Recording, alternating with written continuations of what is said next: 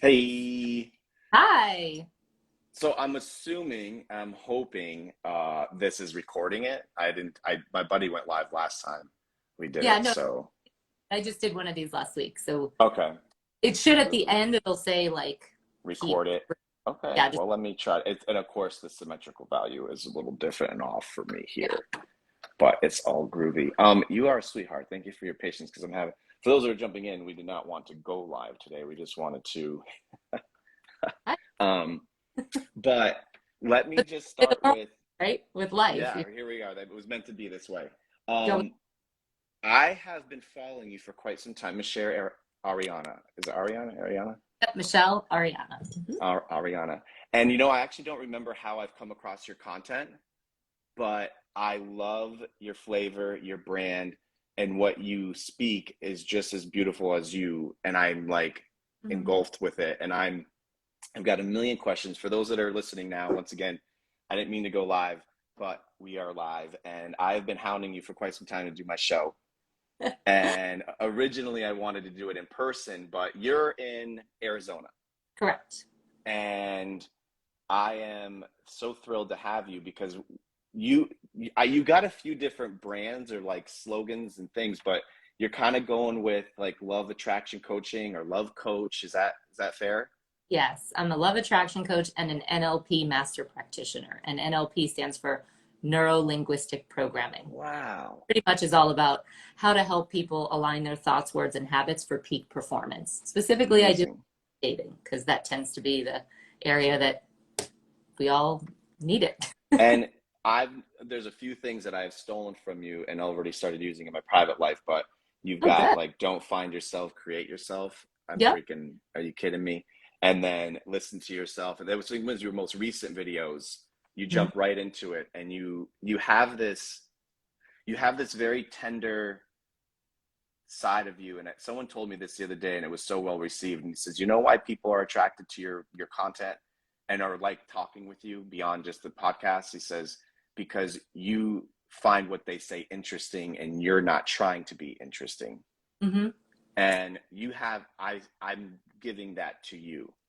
Oh, I You love that. have this, like when you're speaking and you're putting your content out, you have this very like nurturing, endearing demeanor about you. Thank you. And that's what attracted me to you originally. And I have some questions, and I don't know if you've ever shared this before on other platforms. If you have, my apologies, but this isn't nothing profound anymore. Most people that spend now their time and energy loving on people, helping people, are usually the ones that are more messed up in a good way. Like they're usually We've the been, ones that, we've, yeah, we turn our mess into a message. We turn our yes, into wisdom because I think right. yeah, when things go all foobar in life, like you realize, man, we're not the only ones. Like other people probably are growing through this. So why not help share some Amen. wisdom? It's like your test becomes your testimony Yes. kind of thing. If you don't mind me asking, I've been following you for a while. I've gone through a lot of your content as just a digital fan of yours. What's this? If you don't mind, can I take some of my questions chronologically of how we got here? Yeah, When I see photos of you in Jacksonville. Did you used to live in Jacksonville? I did. Actually, I went to high school in Flagler.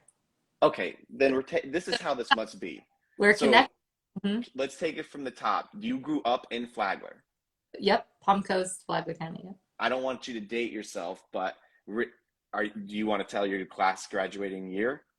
Nah, we don't need Okay, to. we'll leave it at that. So one day in time, and a long, long time ago, Yeah.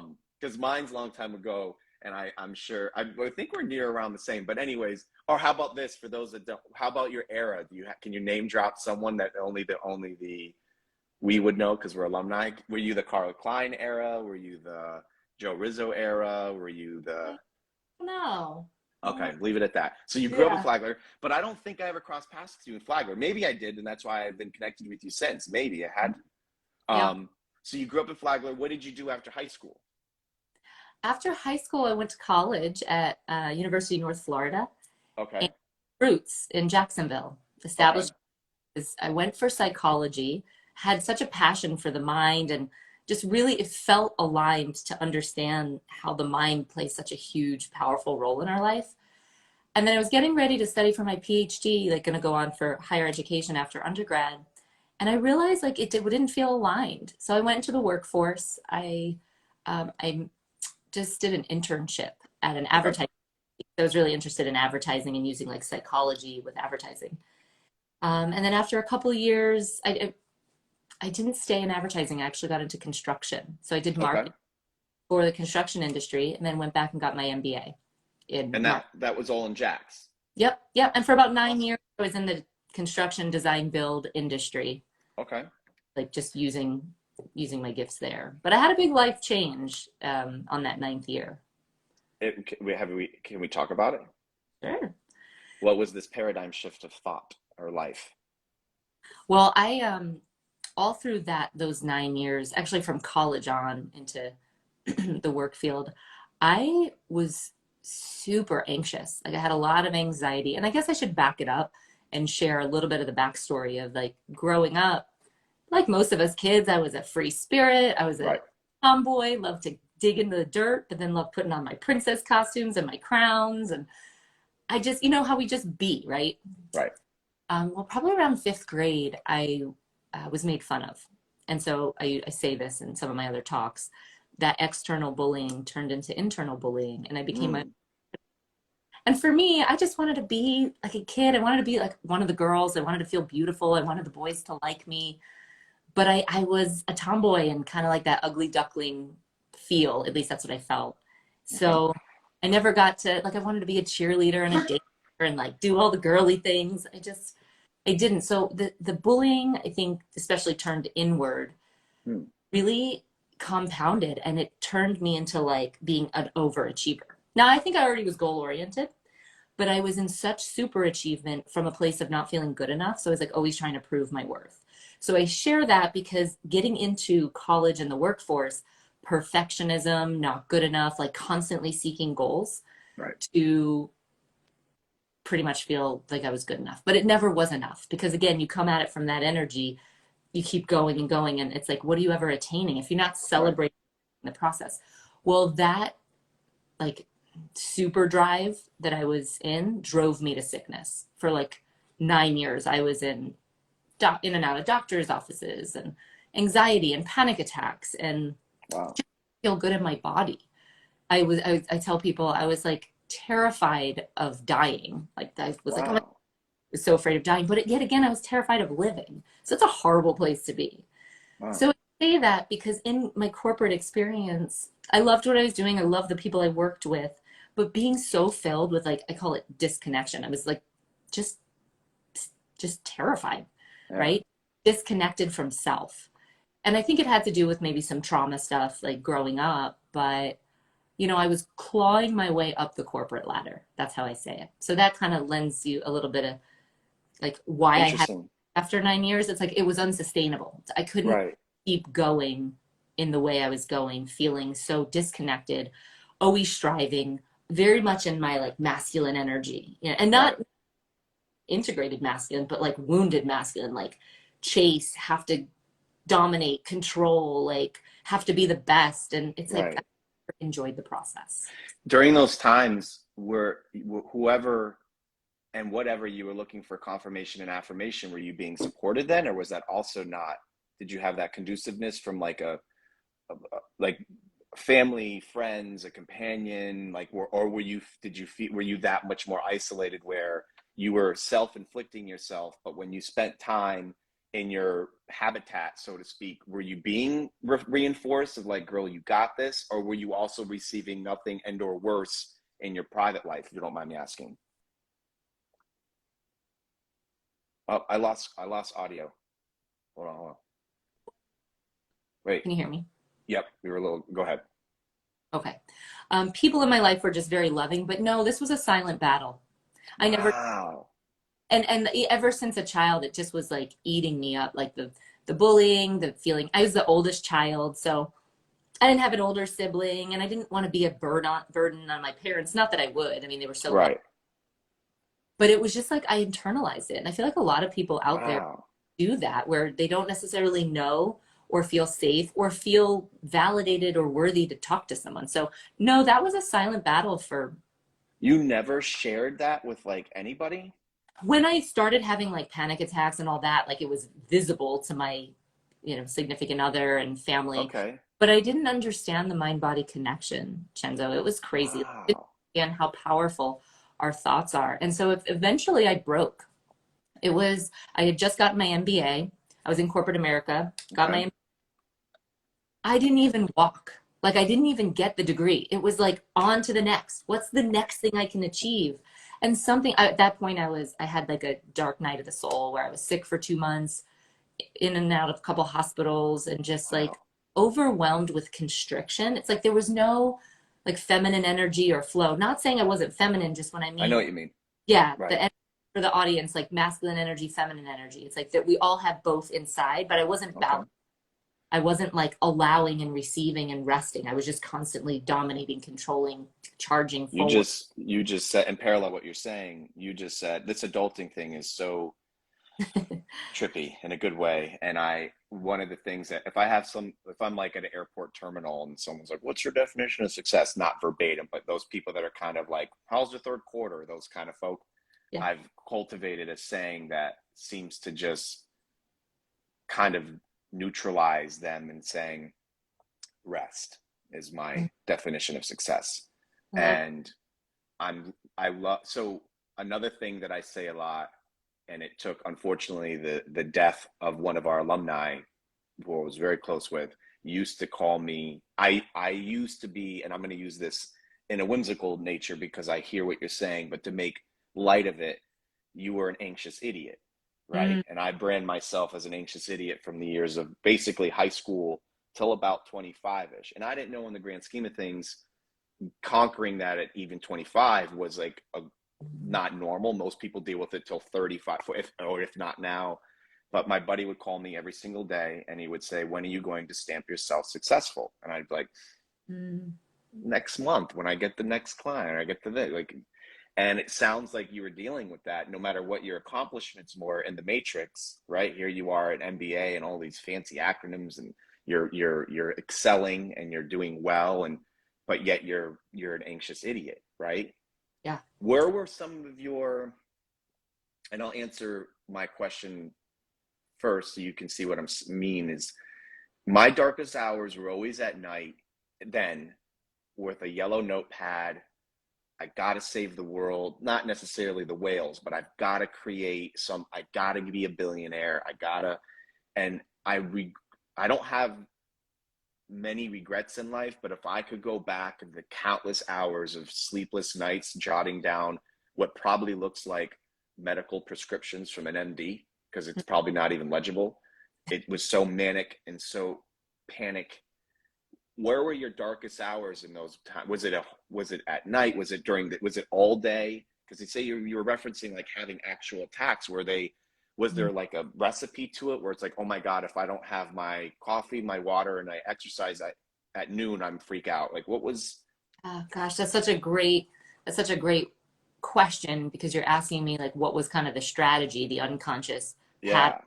yeah, I wish I had the wherewithal to journal. I didn't even know about journaling back then. Like Chenzo, when I say I was in the dark, like my soul was not wow, until that breaking moment where I like for 2 months I had insomnia. I couldn't sleep for 2 months, wow, barely functioning. I didn't drink coffee. I didn't have a way, I didn't have an outlet. And I think at that point when our souls when we get so disconnected from our soul, I don't think we would ever cut ourselves off from our spirit, our consciousness. right, I think we can get so disconnected. And I think that's what like trauma is, where it's like a disconnection. And I heard someone say healing is about reconnecting. So I wow, felt I had a pivotal moment where I didn't even know what set it off. It just was like constant, not good enough feeling all the time. Not feeling like, I mean, Did you not, feel this even like in like even just aesthetically, like all it was oh all yeah, the things you just not felt, good enough with money, not wow, in my position in work, not feeling good enough with my looks, with like I don't know. It's so interesting to like check back in with it of like how that was. It right, was until my father gave me the movie The Secret. It's a book based on a book by Rhonda Byrne, and it Never came out heard of it. in 2006 or something. A few years later, he gave me the CD, the DVD, and that changed my life. In that moment, in that movie, for those who've seen it, you understand the power of like the introduction to the law of attraction and Right. understanding body connection and the understanding that you actually are in control of your reality, your life experience, at least your thoughts, words, and habits. Right. That's control, but that's everything because that's your frequency, it's your energy. I didn't know what energy was. I didn't know. Right. So for me, my mind was running me. That's what it felt like. At least you journaled. I didn't even know. Well, I wouldn't call it journaling. It was more manic, like how do I become the next? Well, Elon Musk wasn't on the spot yet publicly, but I was trying to get rich and panicky.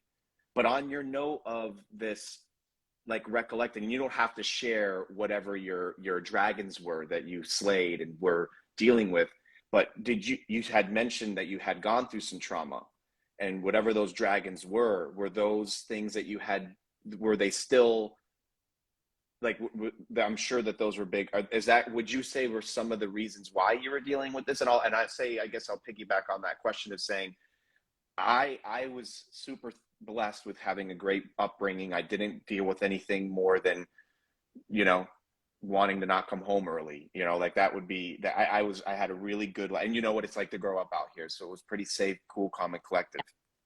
Um, my issues were myself. Like I didn't have anyone, and I'm not saying you're blaming them, but I'm saying like you have an out, you have a reason, you have an outlet. The UPS man just pulled up, and my dogs are gonna have an absolute heart attack. Hey, please don't knock. You know when you're like, don't knock, Don't knock. Yeah. UPS man. And I swear sometimes they do, just because we had it used to have a note, or not a note, but a plaque Yeah. that said, and it said something like witty, like "Do not knock" or "Shit gets real," like something like. And I swear they started knocking more. They're like, because they have to enjoy themselves. All right, hold on. Don't do the gate. Yeah, do the gate over. He's doing it over the gate. That's okay. We can build it into the video. I know. This because we're live. Oh, we did it. I think we came out. You're a good omen. The universe is on our side. Bam, bam. Yeah. Um, these dragons, they So were the yours. question, the Yeah. question was specifically like Were after these, demons. as you started to evaluate, which I find so much attraction, and I'm just going to use the word sexiness as a human when they're able to zoom out. And when you started to zoom out during these 2 months of your insomnia, you're like the real live version of Fight Club, right? Like here you are, you're Edward Norton, you're not sleeping, you're losing your mind. When you're zooming out, did you start to realize what it was that was creating this beyond you? Or did you take full responsibility and go, this is me? I'm, Good you question. know, yeah. Really good question. Sometimes you have to lose your mind in order to Mm, find mm, it. And the blessing, the gift that came from that was a breakdown. And because my father's such a blessing, thank God, God, universe, spirit worked through, yes. gave me that movie a year prior. I had already seen that movie. Oh, So it almost like planted the seed to prep me for when that breakdown was happening. I took personal responsibility. For anyone who hasn't seen the movie The Secret or read the book, I got to write that one down. I yeah, love good I'm movies. a huge walking billboard for this. Watch the damn movie. It's so good. The Secret or Secret? The Secret. And Boom. it came out in like '06, I think, Those are the '04. best ones. It's a Okay. book too. So if you like reading, you can do that. But the point is, because that planted the seed, and it talked about taking personal responsibility for your experience. If you, the thing that I loved about The Secret, for those of you who are familiar with the law of attraction, that which is likened to itself is drawn like a magnet. So like frequencies are going to magnetize like frequencies, right? So when I had learned that, and the whole premise was like where we put our thoughts and emotions consistently, where we focus our consistent habitual thoughts. Again, my mind was on autopilot. I was fearing, I was always worrying. I was like, Mm-hmm. cautious Connie, worry wart. What if this happens? What if that happens? And that comes Right. from, you know, the earlier stages in life, parental units or media, or just not feeling safe. And I'll be honest, through some things that happened in childhood, I just didn't feel safe. And then Mm-hmm. also with the bullying, I started becoming my own worst critic. I didn't feel safe with myself. Wow. So how could the world feel safe if I was the one that was my biggest tyrant and Right, drag? right, right, I didn't fully know it then, Chenzo, but in the moment when I wasn't sleeping, I finally just was like, I have to make a freaking decision right. to take charge because I'm where I'm at because of the momentum of thoughts. Not blaming anyone, it is or myself, but I'm going to take action right now. And I just Mm. decided I need to change my ways. I'm going to drive myself into my grave if I'm so overdriven, constantly seeking success, but never enjoying the journey. Not Never. stamping yourself successful. Yes. Well, so what happened was around that time, my girlfriend at work, one of my girlfriends, came into my office. She had just made the Jacksonville Jaguars cheerleading squad. They're called the Roar of the Jaguars. Okay. And she's like, Michelle, you have to audition. And I'm like, what the F are you talking about? Like, I don't, back then, I'm like, I don't look like a cheerleader. I don't act like a cheerleader. I don't know how to do a pirouette, let even Right. announce that. So she's like, no, no, no. I think you could do it. You have the sparkle. You have the energy. There's something in you that can make it. And when you're ready, I'll help you. Boy, did that plant a seed in my consciousness. And that's powerful. And there's a lesson in that, that sometimes when someone else believes in us first, that's what Mm. the fire to help give us the confidence. And that's exactly what happened. And that's why I'm passionate about mentorship and coaching. Sometimes we don't see our greatness or our abilities Right. just until someone reflects that or points it out or sees something Yeah. we can't see just yet. So seriously, Chenzo, I was like, went home and I kind of got excited about the thought. I'm like, this is so freaking big. Like, who the F do I think I am to even Right. think edition? So I told my friend, I'm like, listen, I'm getting my MBA now, but in a few years when I'm done, if you're still willing to help me, I maybe. mean, Well, now we were at that time because that was a few years earlier. At that time when I okay. was down, I made the decision when I was awake one night because I couldn't sleep on month two. Wow. I thought I was dying. I'm like, fuck this. I'm like, I Yes. want to fucking live. Yes. That word intentionally. Because sometimes you have to rise. There has to Mm. be this decisive action. And that word carries an essence and an energy of Power. and Yeah. power. I made a decision. I said, you know what, Michelle? We're going to start dancing. And I say we, like me and my Right, head right, right, right, right, right. something took over me. I'm like, let's start dancing. Let's start adding more fun. I've got to add levity and like joy because I was just constantly stuck in the hamster wheel, the cycle of do, Right. do instead of allow, fun, play, besides Yes. drinking and then, over No, I drinking, know what you mean. Right, right. right? Yep. So I made the decision and I went to my friend a week later.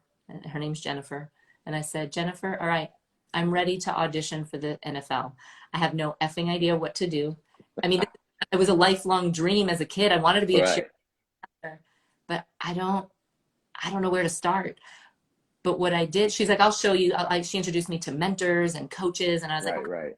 take action. But what I did this time around is I took the advice from the movie The Secret. And in Oh, the this movie, yes. you got to watch it, man. I'm telling you, it's game changing. It's just like it's the gateway drug. There's so much more out there, but at least this will plant a seed. So in that movie Right, about you've got to see it in your mind and feel it in your heart and you'll live it. right, The thought plants the seed, but the emotion, feeling is the key to manifest, to create, to experience something in reality. And they talked about a vision board.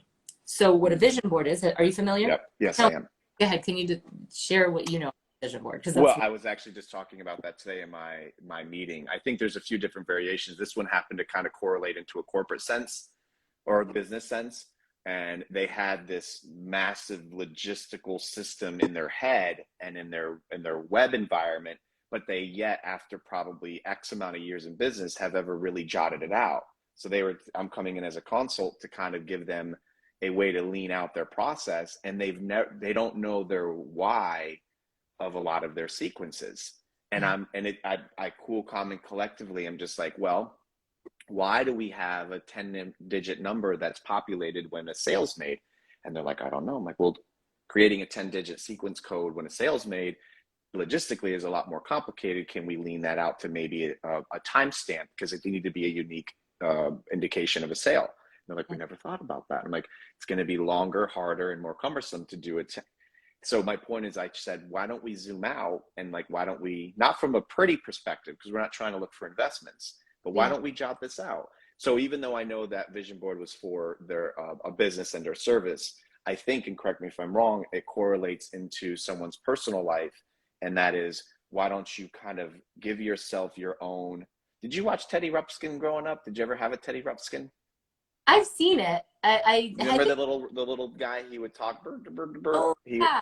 It was Yeah. a robot bear, and his mouse would Yes. move. And okay, I had a Teddy Ruxpin, and the books would work in parallel with him talk. So you like press. It would have a tape in his back, and you press play, and then you would go with the book, and the book would be, and he'd be talking from the book, and you're like, oh my god, this thing. Well, here's what I loved about the book.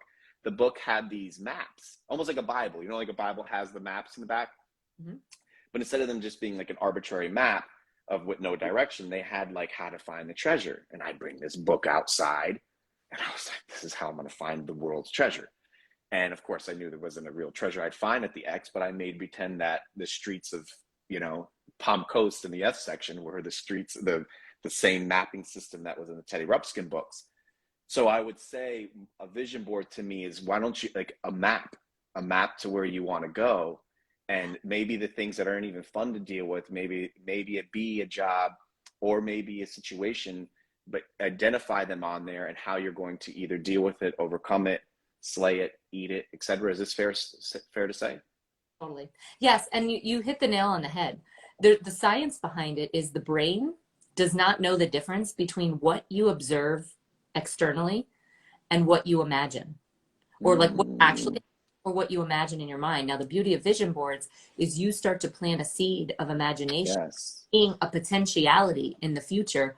So what I did was I created a vision board where I photoshopped my cheerleaders' bodies, 3 of them. No way. Yeah, I was like, I don't know how to be a cheerleader. How else could I create this new identity? Because that's the key, and that's the magic for anyone who's wanting to create more in their life, up level, expand in their love, their health, their money, their career. You must know that you are about to go on a journey of an identity shift. And you have to be willing to surrender and release the old and become the new. Our goals and our dreams are our soul's blueprint.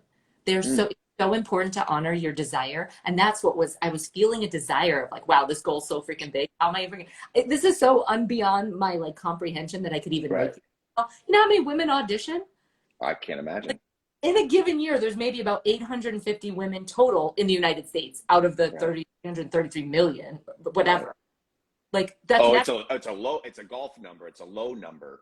There's only 800 that can actually make the team. Or I'm sorry, there's 32 team. So if you think about how many people actually like make the teams, there's not a whole lot. That's what I mean. Okay, yeah. Thousands audition for the team. I'm like, I see. You're saying accumulatively speaking across the NFL, there's only less than 1,000 cheerleaders. Yeah, because there's about 32 for those. Right.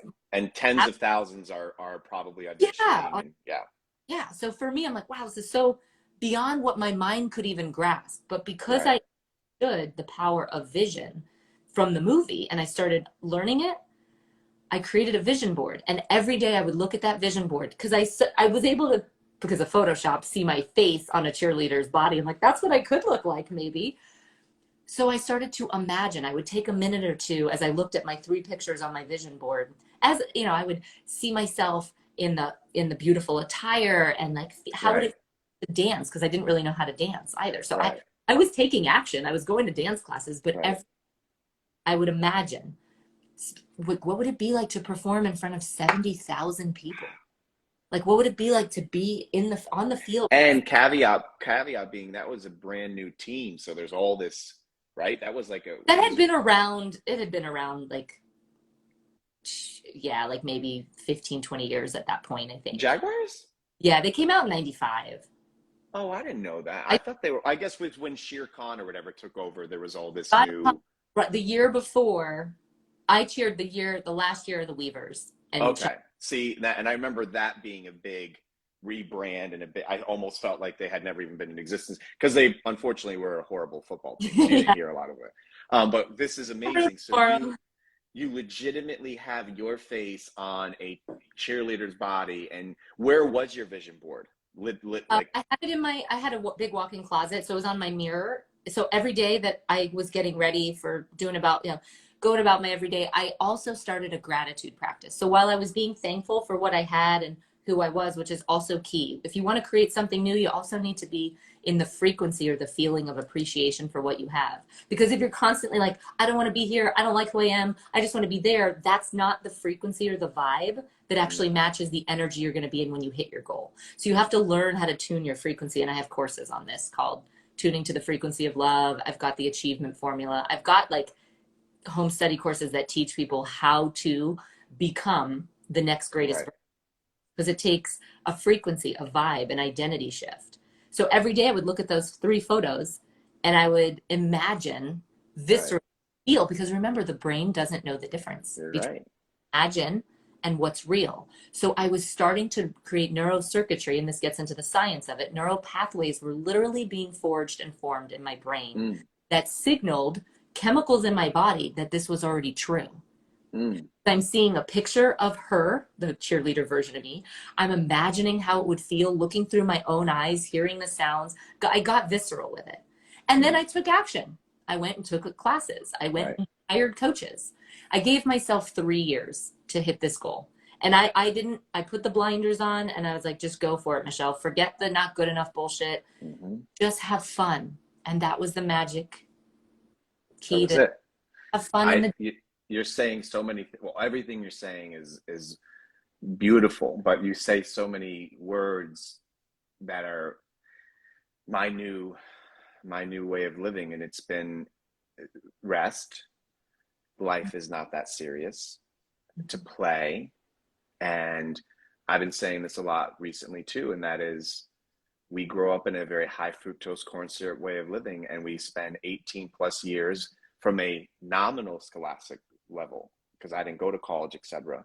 If you go and you amplify that and you spend another 5, 10 years, we grow up with summers off, playing, and being able to take a Teddy Ruxpin book and it feels like it's real. Now I know psychologically that those things, the allure of that imagination unfortunately wears off with adulting. And I have this unique hypothesis of my own time of like, is it nurture nature of why we lose it? Is it because of the traffic, the sounds, the yelling, the screaming, the adulting, or is it actually clinical? Like, is it, or like, is it chemical? Is it really, are we losing the serotonin and the dopamine and this? Does it require these additional triggers? Does it have to be sex, drugs, and alcohol? Can it be a Teddy Ruxpin book at 40? Can it? I don't know. I think so. And I think that I've tried to break away from, I use the word matrix, not, which is a really cliche thing to say, but it's so, it's the matrix. It's the zoomed in, and I gotta drive 45 minutes to get to X. And I wish that I could go like that and I would be there. And I know that it's going to take 45 minutes, but what I'm trying to do is fly on a carpet there, even though I'm in a car. I'm trying to, maybe even, I have a very dear friend of mine when it comes to the ocean, and we use the ocean as a means of transportation, which is probably the most fun thing, just swimming. And we'll swim from one place in Flagler to another, and that's, we get there and people are like, what the hell? And we're like, yep, we don't unfortunately have form of payment and any type of article of clothing, but we will be attending in hospital, being we will be patroning your establishment. But it's a funner, it's just a fun way of living, breaking away from the adulting. And I find your story so refreshing, because in that moment, it, and correct me if I'm wrong, but I can only imagine when you were your own Steven Spielberg and scrutinizing yourself. And I use him as an analogy because I've heard he's like a pain to work with in real life, like behind the scenes. But for you to be just scrutinizing yourself, but have those moments of looking at yourself in this fairy tale nature, which, by the way, quickly, on a chivalrous perspective, woman, you are gorgeous. I mean, that I've seen the real photo, and I'm sure it's probably better than the one you were looking at. So bravo to you on that. But to to to relish in that moment takes, I stole this from the chief of police here locally. He taught me, you're only as good as your last 24, Mm. right? And it correlates not only professionally, because those men and women in uniform, they may save a little baby's life, and then you may think like, I'm good. No, you got to do it again tomorrow, and you Mm. may not even get recognition for it. And unfortunately, they're even underserved and underpaid. But you got it. You're only as good as your last 24. I took that and I transferred into how I have to be better here Yeah. and here. And Mm-hmm. not to, unfortunately, there's something to be said relishing in those moments. It's like, here you are, you're in that moment, you're a cheerleader of the Jacksonville Jaguars. You have become a statistical anomaly, right? Like you did it, and now it's your first game, your first this, and then you got to do it again next week, right? You got to be a Jacksonville Jaguar again next week. You may have, and maybe you had a shitty game one time, maybe you didn't land the scoop of the burp, and you got to do it again the next Yeah. time. So I'm proud of you. And now, if we can, here we are. We're a cheerleader. Are we working professionally still at the time too? Are you working like a job? Are you in your profession at the same time, or is this a full-time thing at the time? In the NFL, they require you to be part-time. Something else, you Interesting. have to have, like the NFL is not your full-time thing.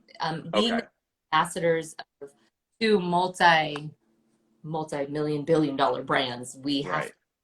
full, well-rounded like persona. We're representing, both the NFL and the Jacksonville Jaguars. And so their requirement is that you have to be either full-time work, business owner, entrepreneur, student, mother, Okay. got something going on Right. besides the NFL, which it, took a lot of effort and work, which Mm. loved every moment and second of it.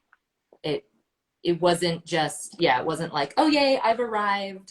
Like I taught a program called Bring Your A Game because everything's game day. I worked with Mm. Rel Davis and Reggie Rivers back when I lived in Denver, and um, part of in that program I teach the valuable lessons that came out of becoming an NFL cheerleader, like what I learned and how to apply game day principles to life. And to your point, it's like we had to practice as if we were in game day. Like every day is game day. Mm-hmm. Like you're only as good as your last 24, like the law enforcement mentioned. It's like it's game day. Life is now. It's Mm-hmm. like get on the field, show up, suit up, show up, zip up your boots and on cheerleader speak, and like get out into the field. And it's not a dress rehearsal, right? Like I even though love it. we practiced as Right. game day, we celebrated in advance. Like, and that's valuable for life too. The cheerleaders, every down, forward progress, cheering, like Yeah. we anticipating and expecting a positive end result. Not that that's always going to be the case, but I think Correct. if we can train our brains, listen, you can either think negatively or positively, and throw out negative, positive. Let's say you can either think thoughts that serve you and move you forward in your life, Mm-hmm. or you could think thoughts that expand you, Mm-hmm. that move you forward, expand you, or thoughts that hold you back, Right. that don't serve you or serve you. But it's interesting because I've noticed nobody wants, and I say this on a cynical note, because we're at the end of the day, from a tribal perspective, everybody wants to have more bundles of food and wood and storage than your neighbor. It's just we're programmed, I think, that way. Those that break that cycle and actually live a benevolent lifestyle, whether it be material and or metaphysical, I think requires a more. It's harder to be that way, to go, damn it, fine, you can have my food, and don't tell the person that was your last piece of Mm. meat. And I think what's interesting, and I've been using this analogy a lot through my own hyperbolic time chamber that I put myself in, and that is, I have been so blessed my whole life with meeting so many beautiful people. And I have this saying that like beautiful things happen to beautiful people. And I'm not being vain. I'm not saying like No. but I've noticed that no matter where I travel and where I go, if you exercise beauty, and I just sat down with a beautiful man the other day. He was actually on this thing, beautiful man, and he everything he says, everything he does, and of course this is in public. I'm not saying in his private life, for all I know, he's a murderer. I don't know, but when he's out in public, he you can tell people we have a hard time hanging out because of the attraction of this people that are just magnetized to this man. And he's not Brad Pitt. He's not the wealthiest man in the world. But to me, he is the most successful person I've ever met because of he has this peace about him. And I say all this because a dolphin doesn't know they're beautiful, right? A dolphin's look serves a utility. They're slippery and shiny because it helps them swim better. Their curvature to their mouth is only because it helps the audible nature and the way they communicate. Their everything, their dorsal fins, the way they move, everything that they do actually serves a purpose. Yes, they're one of the only few animals in the world that have recreational sex, which is actually ironic, and then some other things, and they do play. But Yeah. ironically, they don't know they're beautiful. Yeah. But yet you look at them and they're like, golly, it's like they almost know. It's like, don't you, they must know they are the apex beauty of all the ocean, in my opinion. But they don't know. And I see this more and more in life. And I was victim to it. You were victim to it. And we're still possible to fall victim to it. And that is relish in your success, not monetarily. Yeah. Those are great too. If you've got a couple bucks, save it. But yeah, spend a couple bucks on yourself and enjoy yourself. But Yeah. I think mentally, and I know you know this, but it's good to remember it. And you're reminding me, it's to relish in some of that, like, so here you are as this cheerleader. Did the cheerleading era of your life actually permeate into your private life? Did you start to kind of look at yourself a little different? Did you start to enjoy, or were you still battling a dragon, or did you, like, where were you? Good question. No, I made a decision that night with insomnia after 2 months of feeling like I was going to die.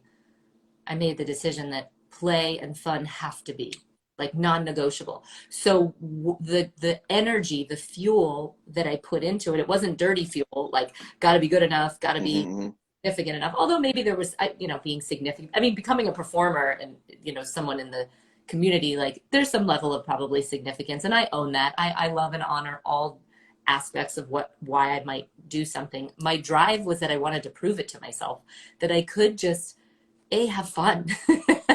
And that carried through with everything I was doing. So when I did make it to the top, it did take 3 years. And what I found, it was every step. And Chenzo literally is like, it's never just about the goal. It's about who you have to become. And it's about and I've heard Dr. Joe Dispenza talk about this and others where they say it is a constant space of overcome and overcome and overcome the dragons. I love that you use dragons. I'd never used that, but I really like that. I call it the shadow or the demons, and love our shadow, own it, love the dragon Mm-hmm. for whatever it might be helping and teaching you and evolving you to. And at the same time, realize that it is in the overcome and overcome that you eventually become the there, providing that you keep claiming the full vision of it. You allow yourself to dream. And I'd say that was the biggest thing that shifted me getting out of corporate. When I made the NFL by that third year, I retired from my corporate job and started my own business, life coaching, helping people with success coaching, Okay. confidence, because I felt the journey I went on for 3 years, if I could do it, and I was a tomboy, Right. as I called it, I felt like the ugly duckling tomboy that, wasn't different than anyone else. I didn't think I was any more special. And the magic is that we are so special. And I realized each of us have a beautiful gift. And I didn't want to be fueling the problem in society of like keeping those thoughts generating of not good enough. I wanted to be part of the solution. And so that's when I retired from corporate.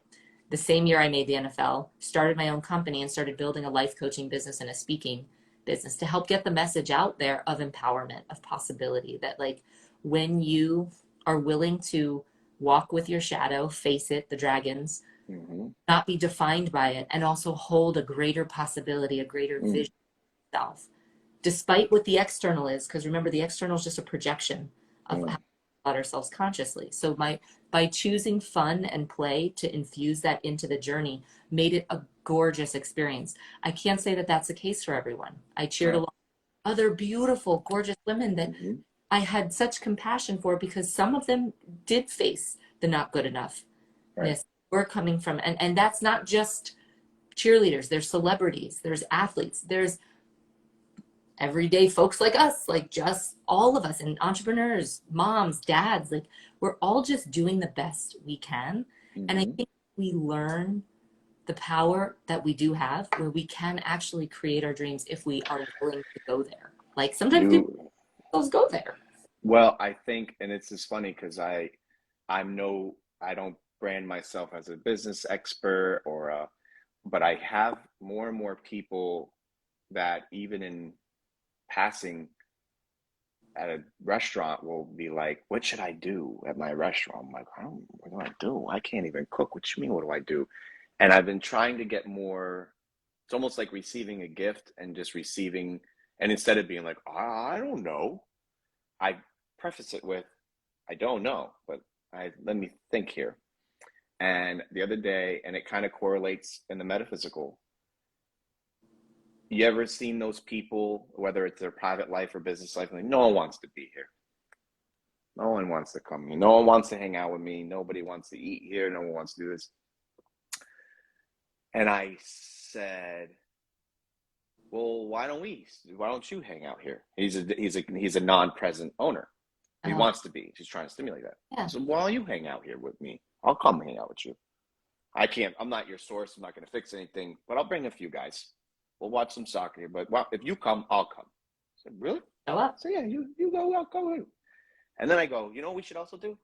I said, we'll park in the parking lot. Ever notice that like when one person goes in, it's like a urinal. You ever seen that joke yet online? There's a meme where like men have the problem with urinals because there could be 6 urinals open and there's the guy and you're the first one in, you go, I'm gonna go in the corner. And then the next guy comes in and he goes right next to you. I've It's not known that side, but that's Oh, a it's a man joke, and it's true. You could literally have like 10, and there's always, and you go, all right, we're doing this. We're what's up, man? You got all this stuff that you want to be okay, and this thing correlates in the real life. You ever go by a restaurant in the parking lot's empty, and you're like, but it's packed, and you're like, I think I'm gonna grow. Like you drive by, you're like, I'm gonna go in there. What's going on in there? My point in saying all that is I don't really exercise the whole. We grew up in the same era where like greed is good, act as if, the whole boiler room and the mirror, yeah. like the Wall Street movies and all those things. And it was like, once again, act as if. And I must have exercised that statement forever. Like, go out, look like you're $1 million, and you're going to get $1 million. So there's a fine line, I think, between exercising it here versus here, like wearing a fake Rolex to get a And customer. in your I heart. don't, right. And I don't think you're preaching the act as if more than it is act as if here And here. and here. More And important yeah, because you're 100% feeling correct. secret. It's the feeling. It's not you're gonna Right. act because you're gonna want to act because there's a feeling that it's igniting your passion and your Right. desire. So you're correct. It's not just the act as if. There's a part of that that Correct. when paired with the feeling, if that And I think that's where the imposter syndrome can come in. For instance, you need your let's just use the cheerleading thing again. You're a cheerleader, you got your boots zipped up, you're on your way to practice, you look yourself in the mirror and you go, I'm horrible. There's no way I'm doing it. And you're like, those are the imposter syndromes where you're supposed to act as if because you are. You are you made it, you got it. And even though you may feel like you didn't deserve it or you're not good enough, defeat that now with that inside of this. I can't wait to watch this movie. And it's interesting because once again, you can hear sound bites of stuff like this on some of the most successful podcasts or whatever people syndicate to, and it's like it can sometimes be so distasteful because you're like, these fucking guys, this like, okay, Rogan, we know you eat your elk, and we know, Liver King. We got you. You eat balls. You're sexy. We know, and it can kind of turn off. Like, but what I seem to thrive on is when the vulnerability kicks in, yeah. and you have such this. I watched your content, and it's so to me it marries the two hardest things to marry, and that's entertainment and education. Mm. And you have this really you have this nonverbal way of being vulnerable. I don't, because I went through a lot more of your content before this to see what I could pick up, and you're not very personal in a good way. I'm not saying that from like, you have this really, but yet you have this tenderness about you. And I find that to be like, are you a mom? If you mind, do you have kids? No, I'm a pet mom. Wow. Because you have this, well, I think all women have it in them, whether you actually have the kid or not, but you have this, like, you have this nurture nature about you. And what, as you started to adult, were you like this then too? Because you started, were you this, did you have this demeanor about you where you had this like agape, benevolent feeling that I feel? Or were you coming off the corpo scene and kind of being like, what can you do for me? Or you know what I mean? You hear my heart? I was more in the wounded masculine side, like, and wounded feminine too. Wounded masculine being like walls up, fight, control, don't come near me, dominate. Wounded feminine, like kind of like disappointment, needy, just almost like victim consciousness of like, why me, poor me. And not saying, listen, we all grow. No, I know. Crazy things, but it was just like anything could set me off of like, they're doing this to me. This is happening. I was in my wounding, and while I'd like to say, and I still had a love for like friends, partners, relationships, family, stuff like that. I wasn't as outward focused. I didn't understand that because I didn't love myself. And that's my message. While I help right now, I help ambitious women align and attract love while loving themselves and without themselves. I'm a love attraction coach and NLP master practitioner. I do all that. I work with men too and women for breakthroughs, to break through a block that's holding them back. But it's through all through that, what I do, the root of it is self-love. Because every relationship stems from your relationship with self. So when you asked, how was I when I was coming off of that? I mean, I had trauma, I was wounded, I needed to heal, I needed to be with self. I needed to allow feminine energy within me, which again, men and women have both energies in, whether you're binary, like any sex. Correct.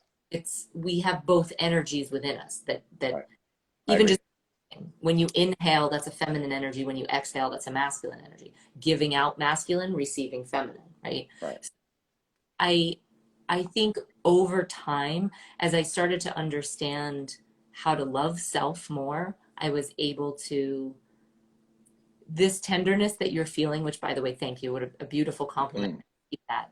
I think you feel that because that authenticity, vulnerability, and genuine like love and outward focusedness, for self, because I make sure I go first. Correct.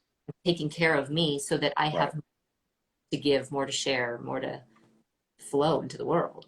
So there was a shift. And I think when all of us start to self-lead ourselves and empower our lives when I say empowerment, I'm not saying ignore the disempowering parts of ourselves. I mean, love them, embrace them, handle you can call them slaying them, but also why not make the dragon your friend and understand?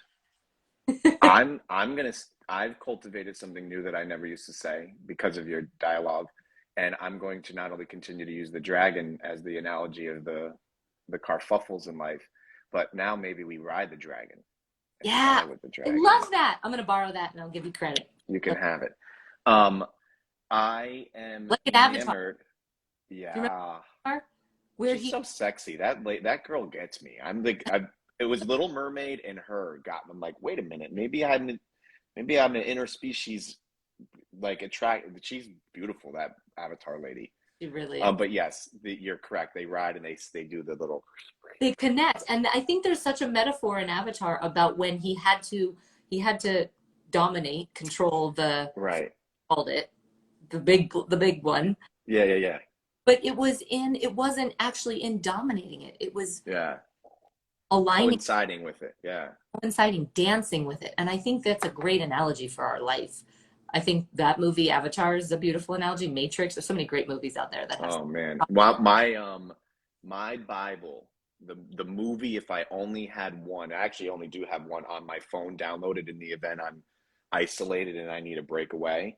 I haven't even used it yet on the phone, meaning like if I watch it, and I don't watch it with a lot of people because it's my everything is Hook.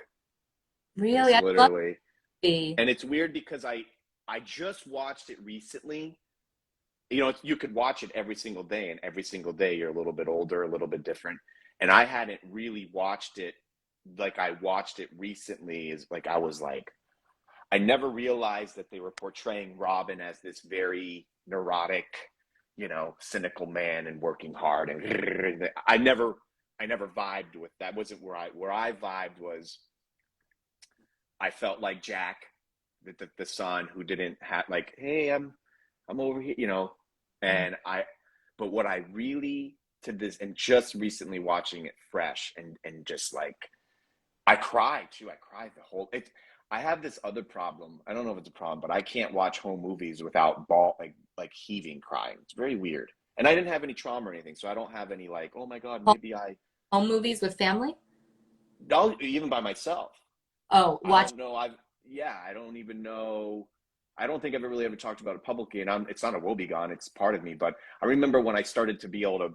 I was probably in a single digit age, but I became old enough to know how to work the VCR, and I put the Oh. movie in, and I would grab a towel, like literally like a beach, like a towel, and I would sit there and like, "Ah." I don't know what I was. I wasn't sad. I wasn't mad, but I don't know. I don't know what how to describe that.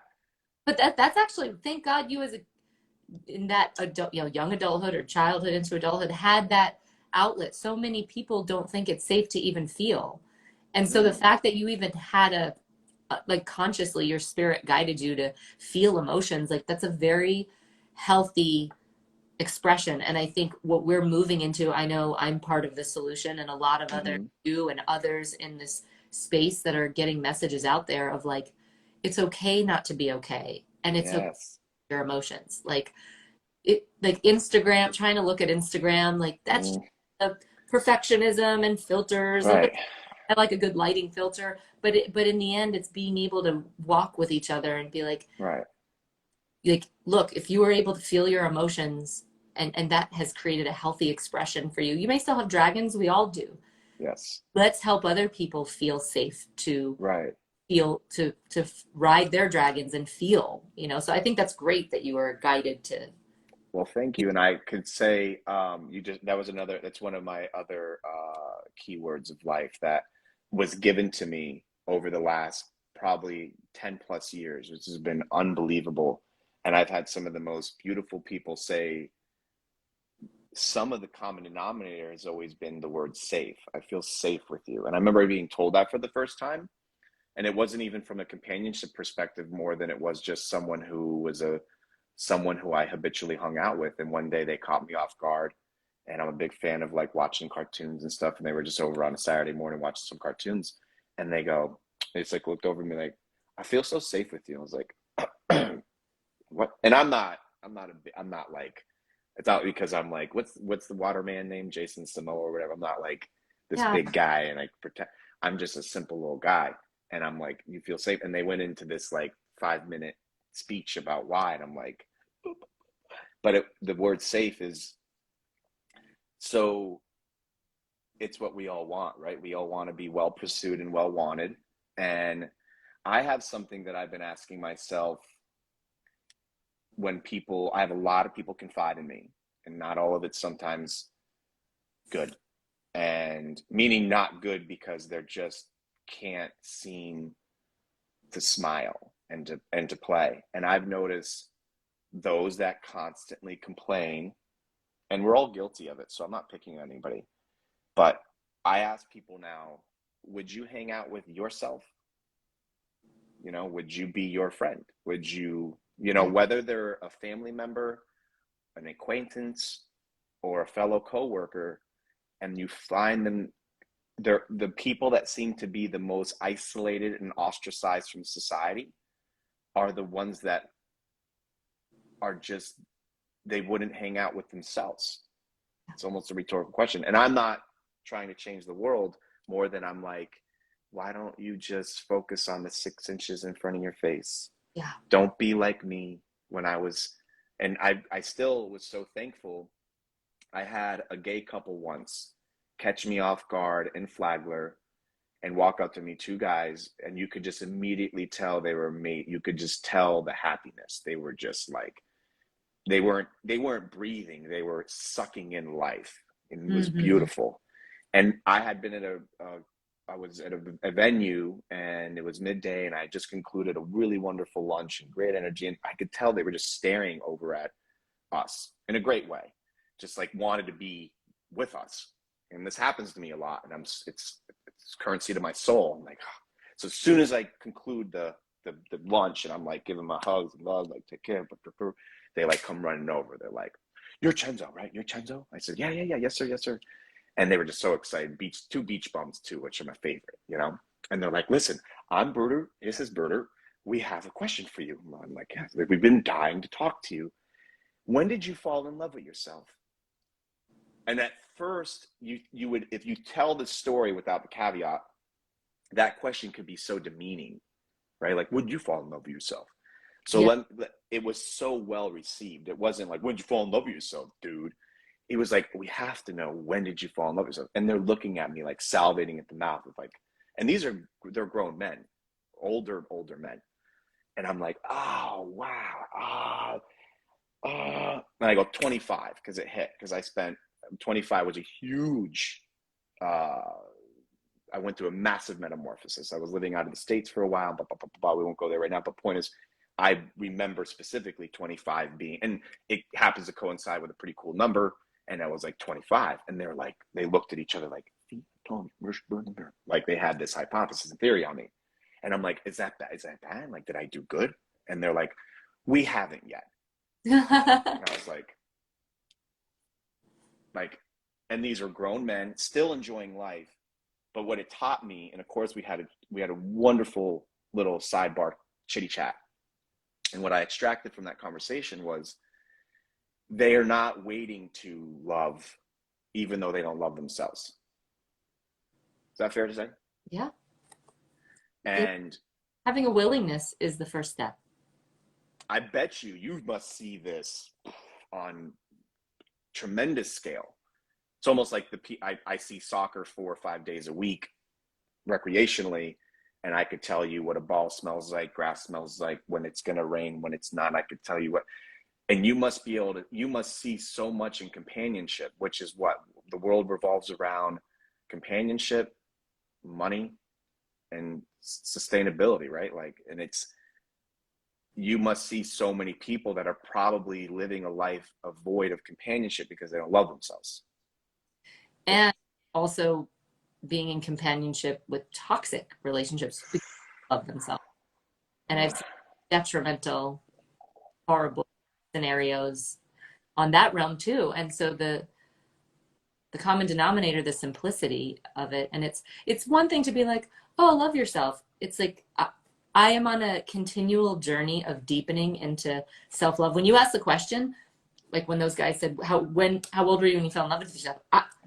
Honestly, Chenzo, last night was like a new layer of, I was like up at like 2 in the morning, and I like had an epiphany, and I got to deepen into self-love at a new level.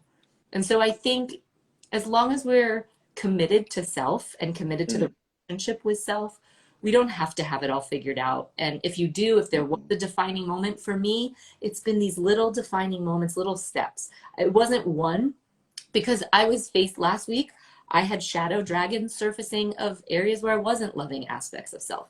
So it's like, I have an understanding and compassion for humanity. And I think you do too, because mm, we don't have it all perfect. Doesn't matter who you are. And mark my words, when you look out at someone else's exterior, don't judge someone else's exterior with your interior, because we have no freaking idea what mm, someone's growing through. And, you know, I think for me, it's been little steps of willingness to love mm, self a little more, to make a choice, to pivot in a moment where I can make a new decision, shift there. And to your question, yes, when people have not decided that they just choose to at least be willing to love themselves, if they haven't made that decision yet, then you will attract relationships like a Mm, magnet. This is not just law of attract. There's actual right. energy and magnetism, but then there's also science and biology. Your reticular activating system in your modulates both sleep cycle and what you are able to pay attention to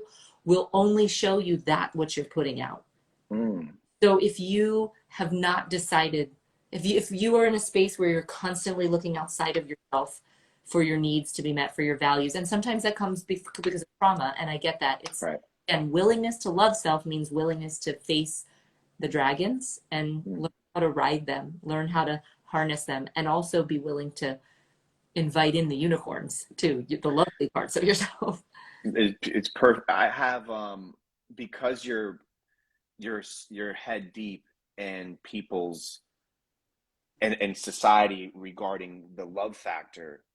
Do you see almost as if you were like an MD and you work at and you have your own medical practice and you got people coming and I'm like, are you seeing a lot of people coming in with runny noses right now? Is it scraped knees? Is it like, are you seeing a larger portion of let's call them whether they're problems or issues in relate in companionships, or is it still is it not still is it diversified where you could take 20 people and each one have something very unique, whether it be this one's trauma, so it's like a, is this making sense, like is Right? Or from what the issue is in their relationship. like yeah like what do you see right now on a relationship scope? Does it seem to be like no one can find suitable? I think it's fair to say that let's just say you take someone in our near around our age demographic and they're single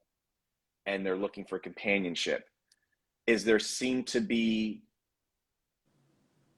really tall tale signs that you're indicating like, well, you are XY, you know what I mean? Like, does there seem to be a higher frequency of some type of situation syndrome across the board where once again, and I guess I'll say this, like my theory would be, because I have a lot of people that do confide in me about specifically relationships or lack thereof, and or the ones that that had been through the dating game and the companionship game. It's I extracted this from what you said earlier. It's almost worse to be in one and not be loving yourself, because now you're not receiving, even if there is love or lack thereof. Is this You making won't even, sense? you can only give what you give to yourself. You can only receive back from others what you're willing to give to yourself. Right.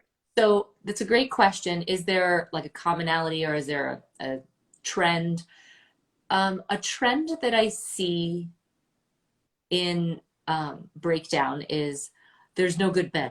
They're like, oh, there's no good men, Michelle, or there's no good women, or I don't know, there's no good men in Arizona, there's no good men in Denver, there's whatever, like from my female clients. And I think the trend in that is it's a belief system. So like the Mm, common blocks that I see in relationship breakdown is, yes, where might there be a disconnect with loving self? And sometimes it's not. Sometimes someone is like, I'm amazing, but I can't find someone to hang with my awesomeness. And if, in women, specifically ambitious, driven women, and I was one of them, where it was this almost like superiority complex of like, I gotta, it is almost like the wounded feminine. That's really what it is. Wounded feminine, wounded masculine energies within, when we're like, mm-hmm, well, no one else can handle or hang or hold the container that I need. So I guess I have to do it all on my own. It's like the martyr. mm, Like, I just have to be the one, like, I'm the badass. I wear the pants. Like, you right. feel like that comes, that shadow frequency comes from limiting beliefs. And it also comes from not feeling safe, Mm, feeling built up walls. And so the loving self, but also that is almost an indication of not fully loving self, because usually you're covering up a fear of not feeling safe, mostly with not feeling safe with yourself. mm, Or it could be didn't feel safe with a parent, with a man, like growing up, mm-hmm, or men didn't feel safe with a female figure. And that, but also it's an indicator of like, what part of you, the feminine that's reflecting, are you not, is not healed. I believe relationships are the divine's tool to help us know ourselves and decide and declare who we choose to be in relation to another. If it was mm, you, Chenzo, on an island, and you're like doing all your shadow work, you're healed, you're like, I'm good, I'm amazing, but there's no one to bounce, I know. project, mirror things to. Like relationships are God's tool to help you know yourself and then I decide agree with you. who do you choose to be in relation to this human. Hmm. But the key is to know thyself and to allow that relationship container, whether it be a romantic experience or business or with parents, kids, like whatever your relationships are, allow them to be a tool to help yourself grow, evolve, and become who you choose. Right. So I think someone's definition of relationships, if someone's definition is, I want to find the one who's going to complete me and we're going to live happily ever after, Mm. we get into some really sticky waters because Yes. then fundamentally you're saying something outside of me has to complete me. I am not, you're saying to yourself in consciousness, I am not whole. Therefore, I need to look outside of myself to feel good enough, worthy enough, pretty enough, financially supported. And then again, whatever anyone's desires are, totally fine. But the universe, i.e., your higher self, will intercede and will step in and magnetize partners to you that will help you heal the wound of not loving self and or the wound Mm. of not realizing that you are the one. So what you're saying is so beautiful, and it seems, once again, when people hear things like this, and I speak for myself because once again, I think you and I are similar in the aspect of not trying to entertain ourselves as much as we're trying to educate ourselves. And it can turn off so many people when you may tune into something like this or hear a soundbite of it, because there's this inadvertent theory that you have that, well, like, must be nice to be you guys. But what they're not realizing, and it took me years to get to this perspective, is that I was so blessed with being able to remove myself from first world by not knowing what I was doing because I was young. I just had this desire to do something and be away, and I didn't know I was doing it then, but I, by consequence of following basically the star in the sky that like isn't hooked, just this, I just had this, and I wasn't support, and I don't say this from a woe is me, but I wasn't supported. I didn't have like, that's a great idea from anyone or anything except my one guy who's no longer here. He was the one that's like, I'll pack your bags.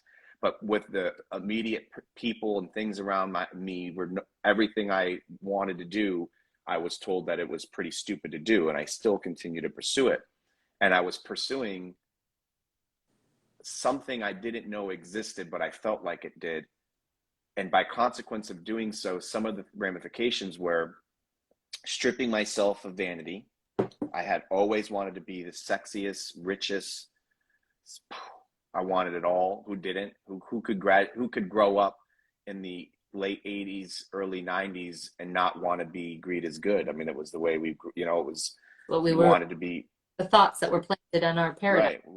It was in that high fructose corn syrup. And then I stripped myself, and all this didn't happen in one shot. It was an aggregated situation. And accumulatively speaking, next thing you know, I'm in a third world country, and I'm slowly but surely stripping myself of every luxury known to mankind. Mm. And I find myself reluctantly enjoying the ringing inside of my ears when it started to become music by consequence of no internet, no friends, no family. Everyone you don't really trust because you don't know anyone. Wow. You really start to realize that everything beyond you is, we say the word extraordinary so fast, and I try to slow it down now, and it's extraordinary to have air condition. Mm. It's extraordinary to have one friend. It's extraordinary to have access to a grocery store. And all of these sound like this isn't just correlate with the acquisition of things or people, but when you really do become comfortable with yourself and accept it, and no, you're going to still not like it. You're not going to like, I'm aging and it's happening, and I don't think I'm getting gray. I think it's the sheen of the sun is changing. So I think but it's a byproduct of realizing that you are sexy, you are successful, And you really are what you say. And it took me years. I'd probably say it's still new to me that within the last 5 years, and I say that because that's just like an easy adulting term, like it was 5 years ago. Um, I don't say I'm fat anymore out loud to my companion or my like, oh, and I was guilty of it. I'm sure we all are, but you're disgusted with yourself maybe on a particular morning or this, or you try the shirt on or that, and you shame yourself. And it's true. I've seen two things work in the adulting realm. Make fun of somebody for something and you'll look like it tomorrow at noon, right? Make fun of someone who's balding or make fun of someone who's fat and tomorrow you'll be fat and bald. And if you say you're fat and bald, it will happen too. Mm-hmm. So Our wand. yeah, it sounds so dumb. Like you get what you put out. But it so happens. And now when I'm praying, and sometimes not sometimes I pray with a lot of people, and it's like I feel like $1,000,000. Well, not the money. I got to stop saying that. I feel like I'm flying in the sky when someone calls and says, "Will you pray for me?" Because I pray really weird. I don't pray like hell. And I'm not saying there's anything wrong with any way of praying, but I don't like to say the same thing, and I don't like to recite things.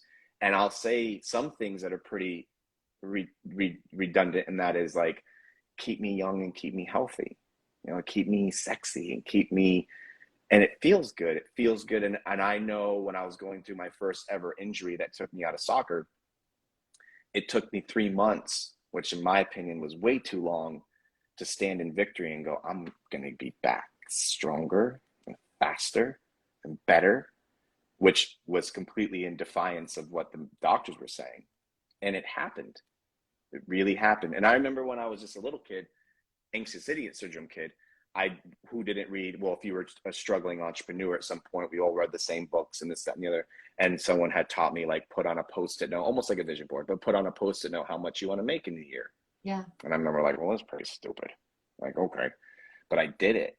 And I remember I was young and I just did it because they said to did it. I wasn't really living it. And then I started to live it. And then I remember when I surpassed it, and I'm like, wait a minute. Is this real? Like I could just, and I think you and I both are enlightened enough to go, it's not that simple just to write it. You have to live it. You got to speak it. You got to exercise it. And I say this as a peer of yours, not a superior. I'm so proud of you. I'm so proud of you because I know by consequence of you being human, by consequence of you adulting, you are dealing with, we have more reasons not to exercise a happy, whimsical way of life than we do to be mad. It's easier to be mad. It's easier to go, you know what? He or she did this to me. And I mean, that's why our legal system is jam-packed with civil cases of, I'm suing him for $600 because and I'm thinking, just let it go. Yep. Just let it go. And I understand that he did it. I know they did it. You need the money. We all need the money. But you really, for me to call a vendor and dispute a charge, it needs to be a decent chunk of change because you really equate the time over money. And I don't have an hourly, and I'm not saying that everything comes down to a monetary, but if it's going to take you 6 hours to get $10 off your FPL bill, it's one thing to make sure that it's not going to happen again. Yeah. But if you know it was some random charge and they overcharged, or even at a restaurant, like, what was this $10 bill charge for? But you knew it was an isolated moment and you're not going to, maybe you don't go back, you change your frequency. But are you really going to go drive an hour and a half to go get that $10? And there are people, and you must see it all the time, love. There's people that are just, and it's not a money thing. I'm just using that as the analogy. No, it's do you see that a lot in your adulting realm now with those that are, which I find to be so precious, that you're a love helper. That's like, it's like, who that would be like my dream, which I do kind of, but like you do that. Do you just see people like, I'm going to go drive 4 hours to tell him what he did to me? I don't anymore. And I say, okay. There's a saying, be the change you want to see in the world. Gandhi said it, or Buddha, one of the teachers said it. And so I don't anymore because I don't think I attract that frequency. That's a very large lack frequency. I used to be in it. So I think when I was in that squandering, like kind of that wounding of like, and again, a lot of it is shaped by our paradigms Right, right, right. from growing up. If you were in a frugal household or you didn't have a lot or you were dead ass broke and poor and like struggling, you didn't eat, like there's a lot of things that go into shaping wealth consciousness, love and relationships consciousness, health consciousness. I feel like your energy is your currency. Mm, And I think when we decide to channel our energy, nothing's going to be given to us. Like you rise up, go first, decide. In those moments when I've been in breakdown, I've had success is a decision away. Change mm, happens the moment you make a decision. It doesn't mean it's going to be an overnight thing. You've got to be willing to overcome and overcome to be. right. It doesn't mean you have to struggle or be in pain. I think suffering comes from meaning we place on pain. If we're in pain, which I actually was recently, tweaked my back and I was in a lot of friction. Wow. I was laying on the floor and I'm like, well, F. Like I surrendered to the divine and I'm like, this is really painful. I'm open to doing the work. I'm open to healing. I'm open to miracles and the divine to come in. If Yeah. everything is happening for me, it's not happening to me. Is there an area where I could improve? Maybe because I believe that we create our realities through our thoughts, our feelings, and our consciousness. And sometimes it's not conscious, sometimes it's unconscious, sometimes it's from our upbringing. So I'd say, as I have done the work within and continue to do so, to be the best version of me, to go first, to lead from a place of love and um, alignment and and joy. It's not been easy, and believe me, like I I think people tend to look at where you are now and then Hmm, oh, hmm. for you to say it's like, well, here's the befores, here's what I've grown through, and here's every moment of every day. Not a day goes by that there's not some shadow thought that comes up, or big or small, that I'm like, all right, let's handle it. So I don't attract those kinds of people in that space, and it's not it's not the people that are, it's I'm not judging anyone. I know you mean. It's the behavior and the energy. Hmm. I was that person. As I have become more dedicated to self leadership, to empowerment, to loving self, feeling my emotions, to being present with my humanness, not trying to, perfectionism is something I still battle with. And that's a dance in and of itself. So I don't have that a lot. The times that I do, that I have experience, if someone's kind of in a squandering or lack mindset about I'm going to stick it to them. I got to get this, like Mm, retribution. I've got to get my own. right. Um, I would say that the universe doesn't create debts. Mm, Like if there is something where you're feeling like there's a debt or owed to you, and I heard this from Dr. Michael Beckwith, I would recommend taking a look within. Where does forgiveness need to be have within, mm, or forgiveness in, a situation? And where can you decide to shift that energy? You're wasting your currency of energy. mm, You're spending your currency of energy. Where do you choose to invest it? Do you want to mm, invest it in nickel and diming? And if that's feels joyful to you, keep doing it. If mm, it doesn't, if it feels constrictive in your body, and if it feels like there's never enough, take a look at it. Be willing to be present with that dragon and mm. the divine, whatever you relate to, God, universe, source, spirit, consciousness, that Right. I'm willing. And that's my favorite term. I'm willing. Mm. Show me my step. I here we go again. I'm just like, it's beautiful. Um, I've noticed, for those, by consequent of me talking with so many people and them looking at me for like, help me. I'm like, listen, you're helping me by consequence of just talking with me. It's so beautiful and enlightening. And I was able to kind of come up with this like outlook on how we're all so responsible for, it's like we're everybody's Rotten Tomatoes like review, right? You ever notice that? Let's say you and I see each other rather frequently, whether it's a work situation, recreational situation, and you one day say to me, listen, this guy, And I've noticed that because we're tribal and we want to build camaraderie and we want to like the same things and we want to eat, we want to, I'm like, and I don't know the guy. And I'm like, this guy. And I've noticed this unique thing in this adulting game where, let's say the guy's even a companion. And you're like, this guy is this, he's that. And now if I'm not sound mind, which a lot of people aren't, maybe in that moment or all together, I form this negative connotation towards this human. I'm like, this guy. And now amplify it where I'm trying to be with you too. I'm like, I'm courting you. And I'm like, oh, well, in this case, I really don't like this guy. And now I have this opinion of this man must be beheaded, figuratively speaking. He must be beheaded. I now build a tribe against him, and I spread to my immediate tribe like this guy. And now we're seeing each other all frequently. And now there's this energy and this zest of this is the guy. And now my guys come in and they sit down. You're with me. Here's your guy. He sits down. And now they're like, this is the guy. He's the guy. And there's that energy that may transpire for a week, a month, a year, God forbid, indefinitely. And next thing you know, you get back together with the guy. Now, I'm just using the companionship factor as just amplifying it to make it that much more entertaining. But the irony could just be friend.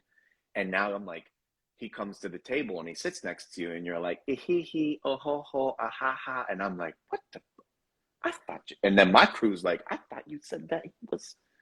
Yeah. And then come to find out, there's an opportunity with this guy. He's the guy, he's the boss. And now I'm like, I've noticed that you have a responsibility as a human being that even if you had a warranted reason not to like the guy, unless he hurts you physically or emotionally where it was really, he deserves to be beheaded or at least talked to or at least ostracized for a period of time until he loves himself. But let's say this guy was innocent for the sake of the story and you were just the one having the kerfuffle. Now there's social dichotomy in which we are going to be in indefinitely is fucked. And I've noticed that no matter who crosses me, good, bad, or indifferently, whether it's professionally or recreationally, my favorite form of payment emotionally and spiritually when someone hurts me is being able to see them in public, know that that person may even be saying something not that supportive of me to my immediate nucleus crew people. And when met with that person, and they say, I heard that so-and-so is Scooby-Doo-Poo-Poo. I go, I don't know what you're talking about. Mm-hmm. Keeping, it's almost like, and I'm sure you've had this, as I've had this, where have you ever had I was younger when it happened and I exercised this characteristic because I was like, I want to be like that. And I remember when I was a gossipy guy, I was all guilty. Growing up as an Italian guy, and of course, I mean, come on, that's what we did. It was like, this guy. Let me tell you about this guy. And I'll never forget it when I was I was young still at the time, and I'm like, you'll never believe. And the guy goes, I don't like when people talk about other people. And I was like, well, I didn't mean. And I remember thinking like, that's character. Yeah. And when it's putting a stop to not brewing this, because it's this, you build that social dichotomy, you build this tribe to hate someone or something. Mm-hmm. And really at the end of the day, it's something to be protective of someone. Listen, I want you, Michelle, not to swim over by the pier today. There's a riptide. Be careful. Inanimate object in the ocean. Be careful. There's something to be said about that. But to me tell you not to go by the pier because there's some weird guy over there that he's going to be, that's your bit. You'll figure it out. Mm-hmm. And I think I'm becoming more and more comfortable when people are venting, telling you their story and just believing it and telling them now more than ever, like, I believe in you. I think you got it. I think you already know what you got to do. Isn't it funny in the adulting realm, they really already know? Yeah. Do you notice that? Like, it's almost like someone confiding in you, like, this place is the worst place to eat, but they're still eating there. And you're like, I think you know what to do. You don't eat there. Yeah. But we're gluttons I think we're all and it's so cliche to say, but we're all just looking to be loved and wanted and well pursued.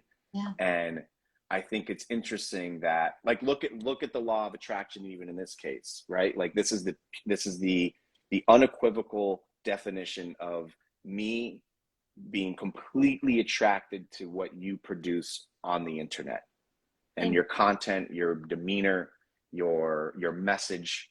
It's palpable, and it's quenching to a soul, because it's so easy to turn on any syndication and be fed I'm bigger, better, stronger, and go fuck yourself. Pardon my English, right? Still, even though there's people out there like you and I that are trying to feed people like substantial stuff that we've learned through pain, there's still a lot of, we look at these people online, and I could have easily looked at your content and been like, this girl thinks she's just the shit. She thinks she's so cool. She's so pretty. She thinks she got it all figured out. And I never unmuted any of your videos. you. Literally, it's that easy to form We some. make judgment. People judge. We all do it. We're humans. But the thing is that could maybe help people in any situation, and I remind myself of this too.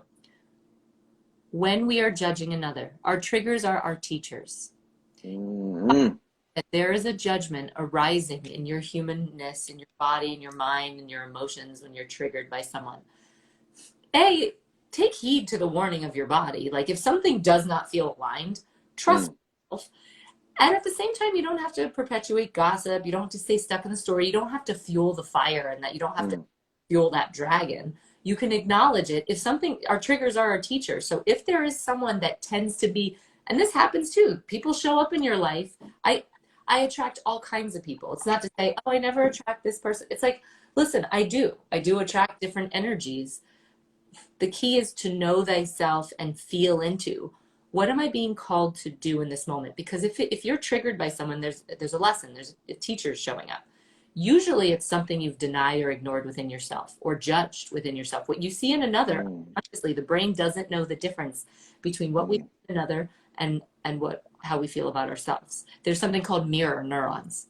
And that is that phenomenon, the mirror neuron. That's why when you're watching a movie and someone's like getting hit and you're like, you cringe, or there's bloodiness, you're like, ah, and you know what I mean? With the exception, sometimes sociopathology has that disconnect in the brain. But most humans have the mirror neurons that are operating accordingly, where unconsciously you don't know the difference. So my invitation to myself and everybody is, when you are triggered by someone, when someone rubs you the wrong way, seek to look within first. Where within myself that might be mirroring something? Where might I be denying that shadow? Maybe where within myself is that so painful or ugly or grotesque or unfathomable that I'm denying it, so I'm projecting it onto another? Because the minute that we can own and honor that we have the possibility and capability for all things, even the most horrific things in the certain circumstance, you might be capable of it. You know what I mean? You don't, to judge another, judge not lest ye be judged. To your point, talking about, if you say things about yourself or another, you know, you can accept it. Well, the fact is, if we allow triggers to be our teachers, and we remove the judgment, honor guidance. If you're getting guidance to not be around someone, please trust that. Right. don't that goes into one of your most recent pieces of content. You were talking about kind of listening to your inner self, or some, you know, it's there's a reason why there's the train crossing yells at you way before it gets there. Right. Yep. It gives you time to prepare yourself. And I think, though you didn't use that analogy, and I've never used that actually in my life before, I would say that's what I extracted from your content, that most recent video you did about. And I think it correlates. So it's, yet again, another thing I find, the adulting world is, it's biblical too. You ever hear, like, the simple things will confound the wise, you know? Have you ever heard that? Like, the most simple, it's so true, because, like, it's almost like it's like take one wrong turn in in an area you've probably been a million times, but because it's like, look at the highways. I don't know the last time you've been home, but they changed the exit to Daytona and Orlando recently, and like I'm notorious for getting lost always, but they changed it. Now I drive by like the Daytona exit on my phone, like ooh, like one little simple turn. I've driven how many times up and down 95 up, and now I'm like ah, and I panic like I'm gonna like drive off the road if I God forbid miss the exit. There's that panic, and I think with what you're preaching and practicing is just being aware of the simple things, the alerts, and maybe they're good things. Maybe I think sometimes too, and you see this, and I see this a lot because so many people confide in me, especially in regards to companionship and loving themselves, is like, why not just maybe he is or she is a good guy or gal. Maybe this is a good job. Yeah. You know, maybe this is a good situation. Maybe there's some And judging them. Maybe I need to heal within. So right. give them the benefit of the doubt and also take heed to your own gut and intuition. You can do Yeah. your own work. If something doesn't feel aligned, trust it. And at the same time, if something is real, if you're judging someone else, specifically harshly, where is their judgment within self? Where are you not seeing that came? Same thing with beauty. Mm, Oh, look at how gorgeous that woman is, or God, yep. they they're perfect. That look at how Yep. that guy is. Like I could never have something like that. Like when Right. you're not owning your beauty within, you're not owning some aspect of you because my belief is you literally wouldn't be able to see because I believe that the world is a conscious, it's a projection of your consciousness. You will, Mm, in your reticular activating system, you will only see what you tell yourself. You, right. you will always prove yourself right. Whatever you believe to be true. Do you know there's many truths on the planet? There's some foundational fundamentals. Right. Gravity is a Yes. physical law. Law of attraction is a spiritual principle. There are things operating, but you can supersede gravity with the law of lift, which is what air. Mm, So there's certain I men agree with you. bendable and immutable laws. Like, there's certain things that are existing. And it's the same thing. Like what you choose to tell yourself, your truth is different than other people's truths. Right. And so when you believe something to be true, you're going to prove yourself right. You're always going to see that. So Mm, when you're triggered by someone, or if you have a judgment, specifically you see this in politics and religion. mm, I mean, when we judge so harshly another, mm-hmm. judge not lest ye be judged. It will, because you will, not only you're going to give more energy, that's your currency, and Right. what you focus, where focus goes, energy flows. So if you're constantly focusing on what you don't want, you're telling your reticular activating system, hey, pay attention to this because it's important. Your RAS, they call it a RAS for short, doesn't know the difference between positive Mm-hmm. and negative. So wherever you put your focus attention, it's going to tune out anything Right. that's not related to that. And that's why you keep seeing same guy, different face. Why do we keep Mm, women? It's like same issues. Why do I keep having the same? It's self-sabotage. It's like it's what we believe until we're willing to decide to be something different, believe something different, and take the actions, the words, and the steps to move it. We're going to keep creating the same results, right? it's like where your treasure is, your heart will be, right? Mm-hmm. And going back to what you had said earlier, because you're a lyrical genius, you said forgiveness, and I meet so many people that forgiveness is to me gravity.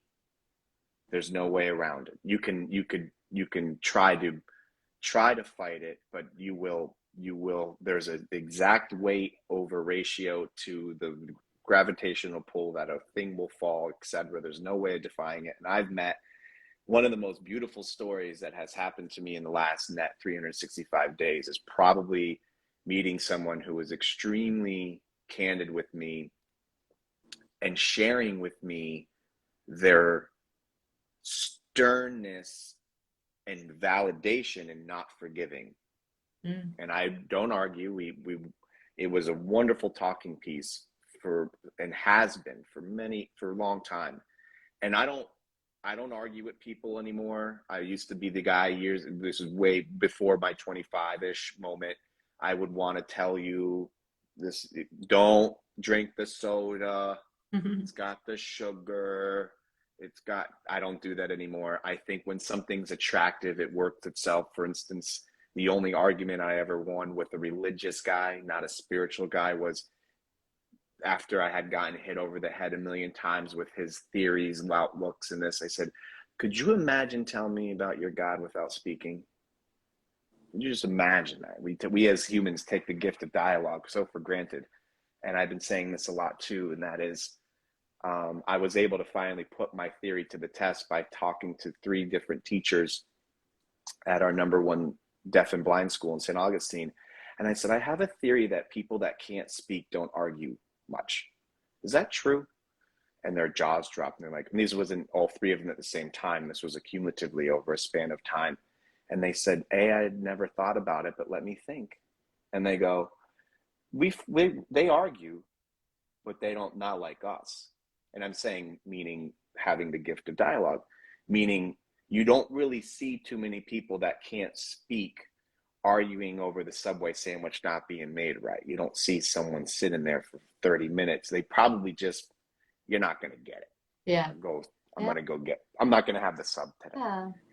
And I've noticed that if you start to really be more empathetic and sympathetic in general, forgiveness and the non-forgiveness factor, whether it be a person or a situation, to me is almost, it's an immediate feeling of